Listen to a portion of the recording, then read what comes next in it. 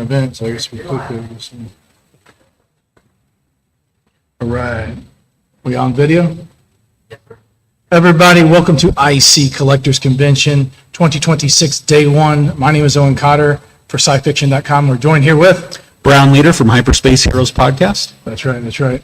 We're hoping to have a guest for y'all here shortly. He's coming in. We're looking forward to having a beautiful weekend this weekend. We're having a lot of fun. What you enjoying most about the event, man? Just connecting with the celebrities, connecting and then with the fans. We've been doing some photo ops. In fact, I got another one here in about 30 minutes I got to jump in on, but I have not had a chance to hit the sales floor. My co-hosts have, so they're already picking up some things. But then, of course, after the con's over every day, if you're here in the hotel, we got room sales going on. Right. And that is the thing to hit. That's one of the things that makes this con a little unique from the other cons. And you've got it's almost like a family. You've got a lot of collectors. You've a little bit of everything: sci-fi, Star Wars. It's beautiful because it's a community of people that just generally enjoy collecting and the fandom. You've got a lot of guests here this year. You've got a whole bunch of retro Star Wars. You got Bruce Boxleitner, Claudia Christensen, Robert and Sean Lamb from He-Man, She-Ra writers and screenwriters. Omid's going to be here. Maid's going to be here. You've got tons of people that work with Kenner Toys. Yep. Photography, design, anything and everything. Is there anybody particularly you're really excited about that's here this year? So actually, if Omid makes it in today, I had a chance to talk to him earlier today. Great guy, super nice. But really, like I said, we've had some guests on our show recently, and they're actually here this year. So we're actually getting to kind of make that face-to-face connection, which is very cool in the podcasting community when you can actually, meet these people, and they're just as nice as they are when they're on the show. Yeah. The collecting aspect of not just Star Wars, but it's collecting vintage and pop culture in general, so widely popular, of course. You've got, for people that may not know much about Kenner and Star Wars toys, they started in 1977 with the early bird kit, and you can kind of go from that. It was like a mail away. You couldn't get the figures, but you got a certificate, right? Yep. Then it went to the last 17. For people that may not know what that is, they're like the rare ones. What is the overall overview of that? Yeah, so like my co-host Scruffy, he comes down every year, and he has one of the last final 17 he's looking for is the Luke Skywalker Stormtrooper. And what I've learned, because I was not a collector, but my co-hosts are, and what I've learned, we've been coming for 5 years. And yeah, this con's all built around collecting, and I was shell shocked at the some of the numbers you see on things. But as I started to learn why, like this last 17 he's looking for, there's price differences whether based on the blaster that they came with, like right? The A-wings, they had the accurate blaster, it's worth more because there's like two different there's like three variations of yeah, exactly. It's quite the rabbit hole that I've learned to go down with and you got, my co-host. There's like the EV-99, I found out that the one of the right arm kind of gets it breaks off, and you get the one with the arm and the head works and everything else.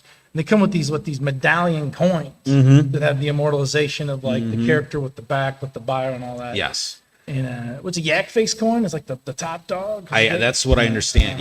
Yeah. And I know last year Scruffy, he picked up an EV-99. That was one of the ones that he needed. The one I got too. Is this the last one I need to get? Yeah. Yep. And if you were just like you were saying, the right arm shoulder had to be glued back on, and it was still several $100s. I mean, it was just like, wow. So I guess for the fans too, what do you see the future of all this collecting? What are your thoughts on that? This keeps getting better and better. You get the 50th anniversary of Star Wars coming, of course, as well. Well, we were lucky enough to kind of grow up in kind of the golden age of toys, and to see how that Star Wars was really built on the original Star Wars was really built on those toys in terms of what a marketing campaign to get them into our hands when we were early on, because we didn't have the toys eventually. But we only had 3 films to start with, right? And so not having only those 3 films, we didn't have a lot of spin-offs. Yeah, we eventually had droids, and we had Ewoks and the holiday special, but it wasn't holiday special, that famous hey, it's part of Star Wars. Right. But we didn't have the content that we have now. And so that was our tangible item in our hand to reinforce, and it spurred the imaginations, right? I mean, yeah, sure, I played with some of the toys half the time, but half the time we were the action figures, pine cones and sticks were our lightsabers, and but it's because they didn't have all the system of sabers, like the saber guilds and stuff. They didn't have prop sabers like they have now. Those are every kid wanted a lightsaber, but now you can get them. Yep, exactly. So the event, if you're here in Murfreesboro, Tennessee, or near Nashville, I highly recommend coming to this. Especially if you're into collecting, pop culture, and anything and everything, they've got a lot of great guests. There's also other things. There's live music, and there's what's other stuff we got going on? You know about here? So there's cosplay competitions that are going on, like Great costumes too. at a lot of cons. We've got the next door is actually like their main stage where you get a lot of really good interviews, and then right here in this podcast stage area, we're going to have celebrities in here talking about things. Just before this one was Blitz Transmission talking about the toys. He had Bob Moore, which was a sculptor back in the day. He was one of the master original sculptors. sculptor. Yeah. He did Yak Face, I believe, too, right? Yeah, he did work on Yak Face, and boy, that was an amazing interview talking about the history of those early days. Jim Swearingen is, he is the guy responsible for getting Kenner to pick up the toy line. He was the top dog. He was the one who wouldn't be there if we didn't have him. Exactly, and he's been at this con every year, and so it's history. Some of the other things they have going on, they've got the aerial skywalkers that'll be going on pretty soon. The acrobats. Yep. And then what else? And then like I said, the music, and it looks like the guest is here. Right on. There he is. How you doing? Come on up, Omen. I'll make space for you here. Yeah, get you right in the center. Yeah. How's it going, brother? Good. Like that shirt, man. That's awesome. Thank you so much. A neighbor We're made. live here, everybody. We're getting settled in here, rocking and rolling. We got a good guest here today. A beautiful, awesome shirt he's got there. Tell everybody how you're liking the event so far, man. It's been great. Like it's I can't. People are like, how do you like Nashville? I'm like, I don't know. Just flew in last night, but I can tell you about the people of this area, and everyone's lovely and nice. Very good. Thank you. You, of course, the Star Wars and a lot of other things. The Walking Dead, Fear the Walking Dead, The Boys. I gotta ask. Yeah. This year, Star Wars related, coming up the 50th anniversary in 2027. What is that, just being a part of that entire universe, not only mean to you, but what do you take from that, and what you like the fans to see from your work in that franchise? In Star Wars? Star Wars, yeah. It's been I have an incredible life, and it's been one of the very best parts of my life. I think the fandom as a whole, and I know it can be very passionate, it can be divisive, but you as an actor sometimes don't see that stuff. And it has been nothing but the best experience getting to meet fans and share their passion and watching it, get passed on from generation to generation and now to generation, Star Wars is based on mythology loosely. Joseph Campbell was inspired by him. The hero's journey, Arthur King, like the quest. A lot of people think the lightsabers, like the sword and the stone, stuff like that. Yeah. Your character in Mandalorian, very cool character at that, by the way. Dealt with stuff like cloning technology, had aspects he wanted to use because I believe he was mentored or inspired by his mother, right? And Originally his father, but the director asked to change it to his mother. Yeah. Easter eggs. So but you're a doctor. And I have a lot of family that are doctors. I got to ask if there were any aspects of that character that you took from that, being in that role, that you could permeate through in a positive aspect. Like, of course, you kind of got fried with the mind player at the end there. But if you could have done something positive in that fictional universe with that technology, what would have that been, and what would you have liked to have seen your character develop further on, or maybe down the road, even if he's not? You know what? Like I always thought it was going to lead to the greater story of Palpatine and Snoke. Right. And that's where I still hope that it does lead to. I thought he was going to play some part in that and connect the dots. That was a common fan theory back then. Yeah. But you know what? Like, at these conventions, you meet a lot of fans who have these great ideas for these characters that's better than anything I can come up with. Script room, man. Get them script right. Yeah, I'm like, get in there. Yeah. I mean, that's my hope for it is, there is, if I can just make a wish, that there is some kind of recovery from the brain flay. Hope so. And that he can continue doing science, because I think he could potentially be a very, very important character in the grand scheme of things. Well, let's talk about science. I want you to ask this one, because have you seen The Boys? I've seen some of it. Okay. Well, I did some research on The Boys. So Vaught Industries, we got to talk about that. Yeah. Don't spoil it. It's been out yet, right? It's out. Yeah. You can spoil. There's no So spoilers. Vaught Industries, you created the thing that went against Homelander, right? Another a virus that would kill not just Homelander, but essentially wipe out soups. all of the soups of the world. Got to ask. We had a lot of opportunities in the past to talk to a lot of the actors and people influential in that franchise from The Boys. What was it like being not only like in that universe trying to get the soups, but being a scientific aspect of both? what was like your overall? I mean, would you have liked to kill Homelander? Absolutely, I would have loved to play any part to kill Homelander. I despise that character. I think Vought, Tony's great, but like, Tony is great. yeah. But Vought, if you got this Vought uprising, do you think that the continuation of that franchise, The Boys, if given the opportunity, what would you like to see? Some things that might could be cool to use with, like, not just the science of the virus, but also that aspect of it, because they're created by it. They're not like Yeah. I mean, I don't know if I understand the question, but like, Vought Uprising is the prequel, right? Yes, It's everything yes, that yeah. leads up to it, Right. and then the rising of Vought Right. Corporation. But I would love to see, but like, cool stuff. to see where it goes after that. And I think there's a lot of potential with the science and that. And you know what's funny is, like, I play these scientists and I do wear glasses in real life, but I'm actually really not that smart. You sell it well. You sell it well. Like I failed science. It's Me but too. but in both the Mandalorian and the Boys, they're like, Right. all right, can you do some science for us? Like, Right. make a virus. I'm like, I don't know what any of this stuff is. Like, Well, which brings another question. You're also in the Walking Dead franchise as well. yeah, I was in Fear the Walking Right. Dead. Fear the Walking Dead, yeah. Yeah. You got to ask, and people say, like, if they haven't seen The Walking Dead, it's just zombies. No, it's not zombies. It's about the character-driven drama, about Yeah. surviving the apocalypse. Absolutely. What yeah. was it like in that franchise? What did you like about that? It's a whole nother thing. Sorry. You're good. I like you said, they spend a lot of time and energy in developing characters. So like, it was sometimes my dialogue was just pages and pages, and I love that they gave us so much meat to chew on. Yeah. Physically, it was very taxing shooting in the Texas heat and humidity. Yeah, where it's hot out you there, would trust have me. people go to the hospital because this is post-apocalyptic. Some people are like in hazmat suits, Right. and you can't deal with the heat in a hazmat suit, with the humidity. Yeah, it'll sweat your brain. So people go to the, Right. people would faint and go to the hospital. So physically, and it was smoke and dirt everywhere, and I would leave, and I was grimy, and so physically, it was a very uncomfortable set to work on, but Fun, though. it was a whole lot of fun. Yeah, and I got to play, an All kind of asshole. characters. Yeah, but it's a cool character. Yeah. And I thought it was hilarious. The aspect of pop culture, and maybe I want you to give your insight on this. If you would like to see him in any other role beyond Star Wars or Fear the Walking Dead, The Boys, or not better yet, question for you, what thing would you like to cut your teeth on that you haven't been a part of the franchise possible? Or roles? Okay. I wouldn't mind. I want to.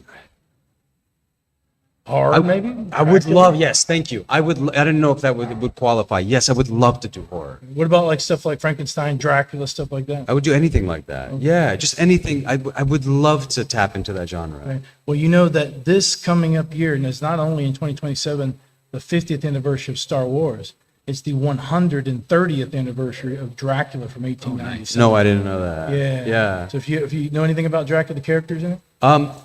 Yes, I mean maybe not as much as you, but like, 'Cause like it Nosferatu paradigm- was like one of my favorite It's movies. The kind old of one, like the black and white one. Yeah, the Emperor versus the Empire versus the rebels. Yeah. Good versus evil. Similar paradigm there, right? I don't think I know. I don't know. No, I didn't. I just thought it was a cool stuff. character who sucked on blood. Cool character. Yeah. Horror's interesting because you kind of did horror with The Walking Dead and zombies a little bit. Yeah, no, but I'm talking about like traditional horror. Like I would love to really be like, We got to talk sometime. what a Saw. What would be like to be in a Saw? You know? Oh, yeah. Oh, there you go. Yeah. Star Wars, 50 years. So permeating through the ecosphere of the fandom. You've got, of course, 60 years of Star Trek. Then after that's 50 years of Star Wars. Got to ask, is there anything when you were growing up that beyond those was that you enjoyed? Books, movies, writing? I loved like Never Ending Story. Oh, that's I loved The Princess Bride. Like I know. Carrie Ellis. Yeah, good people. Yeah. Saw. What is that? Is that fantasy? Fantasy, Like I love sci-fi. fantasy What about the movie Crawl? Ooh. Who? Crawl. Crawl, K-R-U-L-L. Glaive. I don't know what that Yeah, is. so it's No. this dude. He's like a prince, kind of like Obi-Wan. He has his own Obi-Wan character, and his castle gets destroyed, damaged, and killed off his court by these aliens that come from the future to the planet Krull. And they capture the princess, kind of like Star Wars, right? Yeah. They bring him to this fortress that teleports every day. Will teleport somewhere else. He has to go rescue him and meet up with all these people. But he has this kind of like lightsaber-like thing called the glaive. It's magical. It's force, kind of like. But he throws it, and he catches it, and he kills this big battle demon thing like the Emperor, and he Yeah. wins the day. I always thought that would it be cool? I don't know who writes that. Wouldn't it be cool if they continue that character on? Because they mentioned in the trailer and in the movie, and his son became the leader of the ruler of the universe, like king, because he was a king and a queen. Right. Yeah. No, I've never even heard of this. Yeah. Check it out. So It's what cool. year did it come out? 80 some early 80s, right, man? Yeah, It's a early great 80s. film. I was a wee lad. Yeah. What stuff you were interested in? What kind of Huh? stuff you were interested in as a kid? But besides Yeah, that, yeah. yeah. Well, besides Never Ending Story, like Princess Bride, Yeah, dude. no, I Bro. never.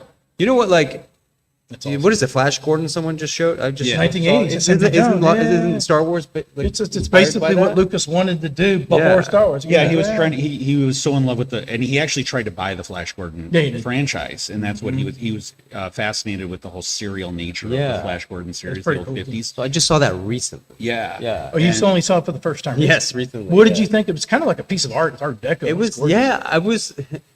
There was a hooking. There was a cheesiness to it, you know, but it was intended to be. Right? Was it? Was it intended? Yeah, to be? there's Yes. camp- there's Okay, campiness yeah, to it. campiness Yeah, to there's it. a Yeah. campiness to it. Maybe that's a that better Lucas word definitely for it. carried over. Yeah. for sure. But I enjoyed it. I saw it on a big screen. So like, Well, it was where was that at? at Sideshow. Okay, so they had a big, like, actual full-size theater on that? And that wasn't full size, but But it was big enough to bigger go than my bigger than home. your house. That's Yeah. cool. Yeah. That's cool. So I got to ask, watching that film, because it's kind of, in somewhat similarities. You got the hero's quest, he lands on Earth with Zarkov and all that. What was your favorite part in that film? If you had to come up with the whole thing, what was Which one? I'm sorry. Which one? Flash Gordon. Oh, what was? Oh gosh. What was my favorite part? Favorite? It was. Am I remembering this right? No. That was, Go ahead. I saw two movies there. It was the Muppets. Okay. With Michael, Oh, the back-to-back with Michael feature. Caine Awesome. and Flash Gordon. I was like, I'd like to see where Michael Caine was like sad at a funeral. I was like, that was not Flash Gordon. I don't know it. I saw on my first pass. I don't know it well enough to reference. Fair enough. I just was so taken aback by the whole thing. Yeah. It's a beautiful piece of Yeah, film. it is, It's like yeah. it's like I think what it was it I don't quote me on this, but when Sam J. Jones, when he went to the set for the first time, like in a Mongol, the city or whatever, it was so like whoa, overwhelming, like just like the Art Deco and the realness and the beautifulness of the sets. Yeah. He was really like whoa. I don't know if I'm pretty sure it's true. Taken in by it. That character, Flash Gordon, is like what he said before was the original. Lucas wanted to do that, and he was always kind of into the aesthetics of the Lucasfilm. He's got the Art Narrative Art Museum coming up now. I think it would be cool to include stuff that has not been seen before, like for instance, 10th anniversary of Star Wars, 1987, right? Okay. Many people do not know this. I'm going to tell this to your listeners. The first and only time that the creator of Star Wars met the great bird of the galaxy, Gene Roddenberry, before his death a few years later, was at that event. Okay? At the 10-year At the anniversary. 10-year anniversary. Okay. Mr. Lucas, actually, when he met him, what people don't know mainstream is there was recently, over the last few years, archival found footage, high def restored, of the meeting between those two legends of pop culture. Okay? Wouldn't it be cool if that footage was gifted to George Lucas on the 50th anniversary to put in his museum in a micro exhibit? That'd be hyper cool. I mean, are you putting it out there in the universe? Like, is this Let's going put to it out happen? there. Well, I've been Absolutely. assembling the Manifest. parts to the Have you? hyperdrive Yeah. system. Yeah. We'll stay tuned on that. I think that'd be pretty cool. I'd like you to be there to see that if we could pull it off. Yeah. That'd be super cool. But yeah, you had some questions too, man. Yeah. So, and I've got to run off to a Yeah. thing real quick, He's but jumping the lights. But yeah, so in Mando with those, we had those two wonderful episodes with you and Elia Kane, Yes. and that story arc in there, and it really, Star Wars is typically known as, it's the action, it's the science fiction, it's the space battles, it's the lightsabers, and that story arc really fascinated me because it was getting into your character Pershing's journey, post Empire. How do you assimilate, after you've had cultures at war? How do you assimilate back into a normal society function? And how'd you get into the headspace for that role? Because I think your angst, your inner turmoil was so well displayed in those episodes. How did you get into that headspace to do that? So I appreciate you saying that. great question. I think honestly, it was a lot of it is usually in the writing already, and then you have a conversation with the director and with Katie and like with the team and like the writers, like what. But it was in the script. When you say how did I do it, is I read the script and Yeah, just but you came had to- to there was unconscious, physical tells, right? Yeah. It was just Okay. in your performance that you did. The angst and Yeah, his body yeah. and stuff. That stuff. That's what I felt. One thing though, I will say though, the thing with the ear. Yes. That was Isaac, the director. That was his thing. Okay. And he's like, if you're open to doing this, Omid, I think that's kind of his like that's kind of like his like his Yeah. Poker bluff, his stuff like his not, bluff, yeah. not his Yeah, yeah, bluff, yeah. but What like about almost you? like a stuffy. Like it's Right. what he does to calm himself down when he's overwhelmed. And I think if we have a nice, if we use that and we reference it a couple times, it's a nice touch. And then people came up. It's amazing to watch the theories that people come up with. Yeah, like, yeah, yeah. of I've seen Why he some of touches that. his ear? Like, Well, headcanon. Talking to the high command. Headcanon. yeah, exactly. It's like Theories and headcanon is such a huge thing in this pop culture, in this Yeah. fandom, because with only having 3 movies, for those so many first years, we had nothing but headcanon to create, Sure, to yeah. get us through.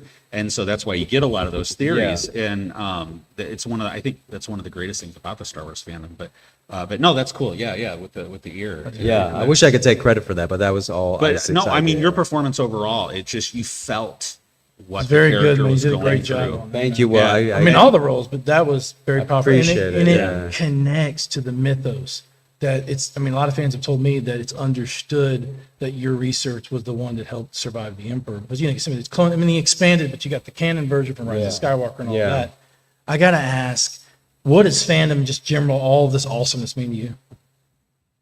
almost everything. It's some of the most beautiful things in the world. Is like you see how much you mean to people, and I gotta say, like as an actor in this, like all we're asked to do is not be assholes, be kind. I mean, like it's not a hard Right. ask. Like just be kind to people. That you people are like. We are here because of fans. Right. They make these shows and these movies because of the fans. We're fans as well. We love And what so you're doing. I'm just as much of a fan of you guys as you are of us.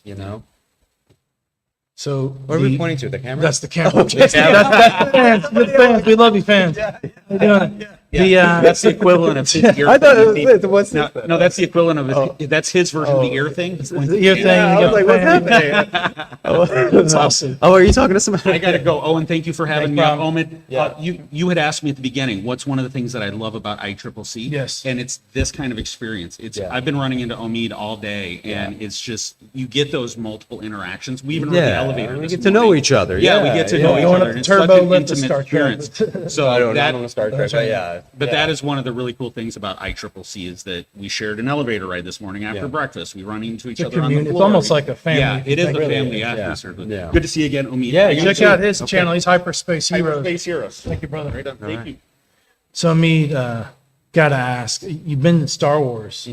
You've been in the Fear and the Walking Dead. Yeah. Have you ever thought about like where the future of pop culture may be lying in the future ahead? Because it's become, in the past, it was kind of, you had to kind of hide your geekiness. Yeah. Now it's so open minded. Like everybody's, oh wow, you're a fan of Star Wars. You're a fan of The Walking Dead. You're a fan Yeah. of The Boys. Yeah. And all the awesomeness.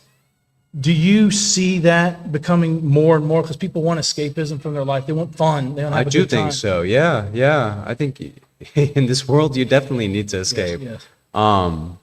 So yeah, I mean, I don't know what the next big thing is, but I would Do you play love to be a video part- games at all? Yes. Okay, what kind of video That's games my you play? nerdum. What kind of games you play? So I just finished 100 hours on Forbidden West. Okay, the Western game. Right? No, Forbidden West is Horizon Zero Dawn. It's the follow-up. of the video to game. Horizon Forbidden So, West. Do you play Fallout at all? I haven't played Fallout, but my favorite game of all time is Red Dead Redemption 2. I played that on so a friend of ours, Yeah. his brother had a home theater. Yeah. And he brings down his 4K projector. Hey, you guys want to play Red Dead Redemption? Well, first, before that, he showed us like an HD video of like seagulls underwater stuff was so up to 4K.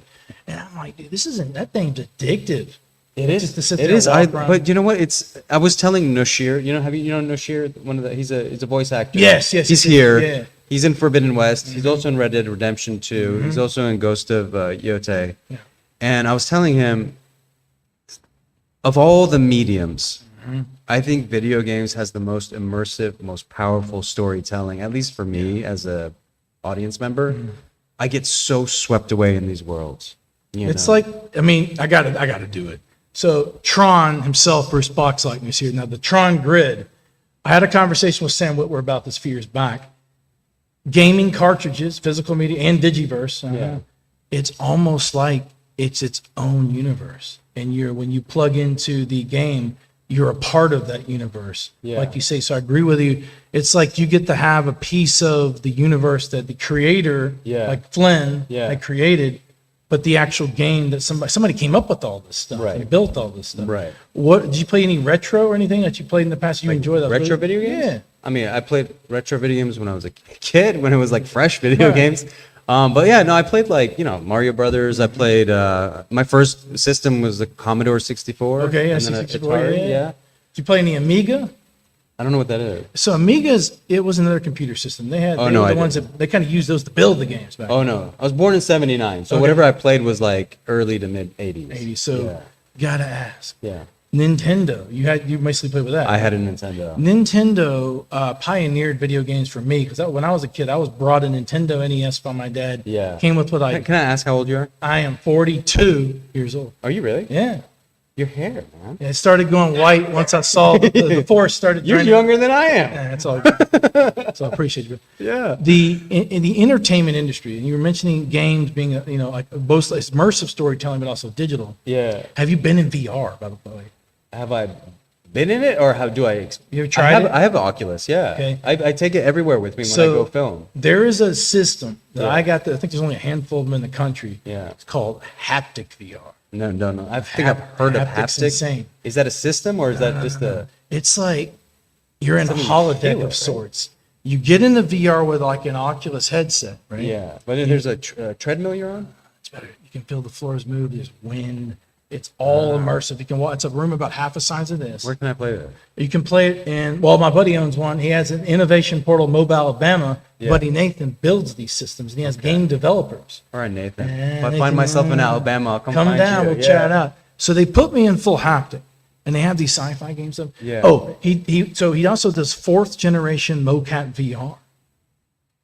Fourth generation mocap video. So they mocap a real person like you or me. Yeah, I know. Yeah. And then they turn them into a character. It looks just real. Oh, so what? Uh-huh. Wow. And then they can jump them into VR. So he resurrected Ernest Borgnine, his son, Yeah. does the mannerisms of the Borgnine estate. Yeah. And I was like, wait, this guy passed away. Remember the black hole from the Disney movie and all the movies he was in back? Airwolf, all that. No. So Ernest Borgnine Yeah. was a legendary actor years ago. I mean, I know the name. Yeah. Yeah. But it was like, how can this be real? And it's real. But it's not real. But it's real. Almost like Ender's Game. Yeah. Yeah, it's like, oh, it's funny you mention that. We recently had dinner with Orson Scott Card, and I got to pick his brain on the military tactics. Is he the author of the book? Yes. Yeah. Okay. Yeah. So he told me that the way he came up with some of this stuff, I think if I get this right, he was in a circus, and no military, so he was looking at the military structure from based on like that, and he was on I forget the whole story. He was like meditating or something, and he came up with this idea of a young kid that was recruited to what's like a military academy or something like that, and became like the hero or whatever. This is fascinating stuff. And other people like Kevin Jansen from Dune, all that. But I got to ask, Dune. Have you seen Dune? I want to be in a Dune. Yes, I'm saying. Do you want to be Dune? So Yes. Dune, another universe, kind of like Star Wars. Yes. Harkonnens, Dark. Empire. Yeah. Paul Atreides. He's like the hero. I was in the video game. Oh, which one? The new one? Is there more than one? I don't know. I think there's only one. No, I'm in the new one. Yeah. Like know that. they've been working on it for years. Well, tell us about that. I didn't know. I mean, I just did a voice for it. Like I was like, I'm a bartender. I didn't know Like I haven't played the game, but like so it's I coming out. want to be It in just the came out. movie. I did the voice performance like Herbert, five Frank years Herbert. ago during So we COVID. talked about Frank. The new one's coming Yeah. out, the movie with Timothy Chalamet. That Yeah. where's Dune, and this is like you get children of Dune too. Now, if Okay. they were to do a continuation, what character would you want to play? I don't know. I don't know it that well.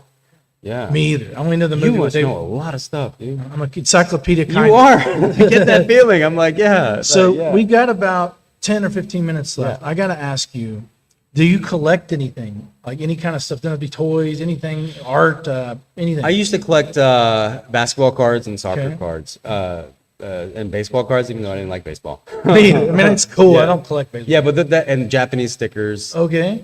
which I don't know what that means anymore these days. But like, I loved cards. So That's So- what I collected. Cards, that's another form of media. If Yeah. you look at it, it's immortalizing a character. Like the original baseball cards had Babe Ruth, but it was a caricature of Babe Ruth. It didn't have hyper photorealistic Mm-hmm. Right, print yeah. and all that. Yeah, So imagery, pop art, yeah, it's like comic books, it's like anything video games, yeah.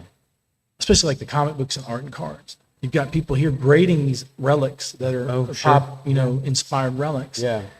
that were created by actual people that just set down and designed these franchises that we love so much. Yeah. And you've got creators from, Kenner, the Yeah. sculpted the So toys. G.I. Joe's was another thing I G.I. collected Joe's, when I bring was a that kid. Ron Yeah, Riddus here. Yeah, and Garbage Pail Kids. Uh-huh. Yeah. I just bought some garbage pail. Did you really? Yeah, Those are so good. I mean, like there needs to be has They has do. there been any kind of resurrection of that? I don't print? think so. No? They had a Toxic Avenger with Peter Dinklage, and they had the Oh, original. really? Yeah, did you see that one? No. Oh, it's insane. It's Yeah. really good job.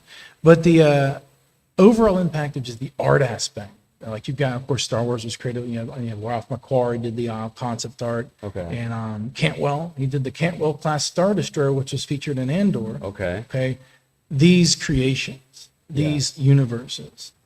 If there was one thing that you could say, like that you thought was really cool being on set, like The Mandalorian, something you noticed that's really that's really something they put a lot of time into, not just the sets, but something, anything. Yeah. What would you say that would be? That you really like, wow, that's impressive. What I was impressed by on set, I was impressed by this is what was impressive. It was just a background character Okay. in the Coruscant in the Monument Park scene. Okay, when you have the top of the rock. Where they're eating the heart, the pop, glowing, yeah. glowing popsicles. Was the guy who was selling the popsicles was this animatronic, this big guy. Also, like on the subway scene, there was like this animatronic. I was like, Motorized creatures. yeah, right? exactly. I was so like, I would just go up to it and like look at it and try to look underneath it and see how it works. I love this. Like everything can so easily be CGI now. Right.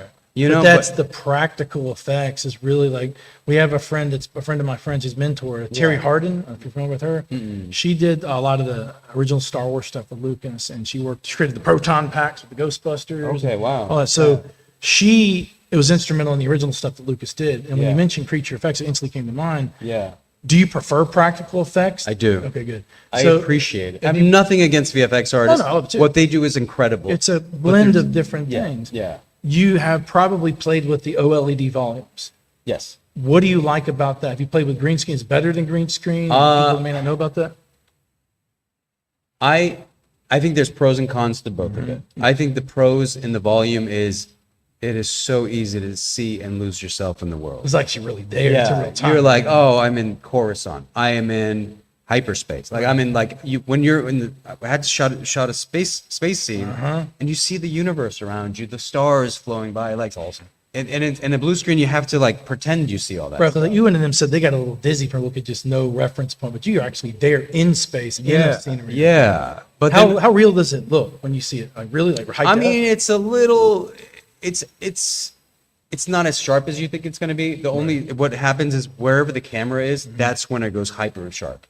Everything else is a little blurry. Okay, so that's So if the that's camera moves to cover it, it becomes sharp. I don't know if you know that's how it works. yeah, it's you got to pan the camera and zoom in straight on. Yeah, But then doing a walk and talk on the volume is really difficult.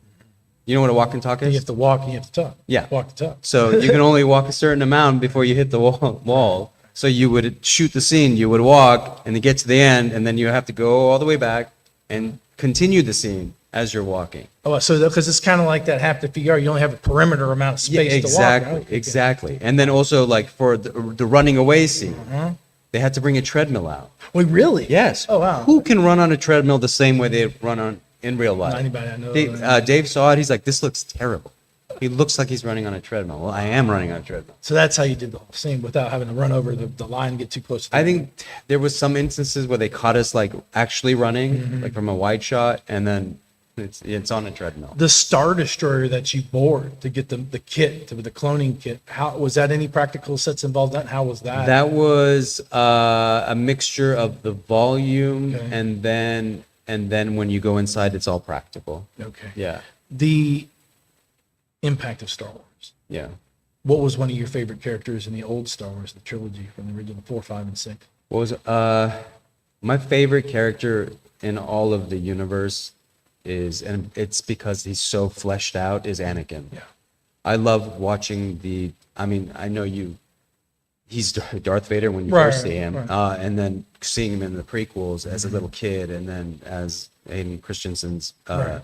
iteration of it, and then seeing how he emotionally transforms, and then to the end where he's essentially saves his son, Redeems himself. Yeah, becomes the redeems hero, himself. Like he was the chosen one. Yeah.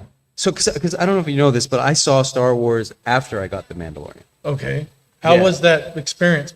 Seeing it then? So basically, I had maybe seen bits and pieces. I saw the Ewok Adventures when I was a It kid. was a cool movie. It was great. I loved it. I loved like the it. second one because Yeah. he gets the guy, Wilford Brimley gets off the planet. But go ahead. Yeah, that's the guy with the glasses, right? Yeah, because everyone's like, "You're the first person with the glasses." I'm like, I don't know. Wilford Brimley, maybe. Debatable. Yeah, yeah. Depends what's canon or Right.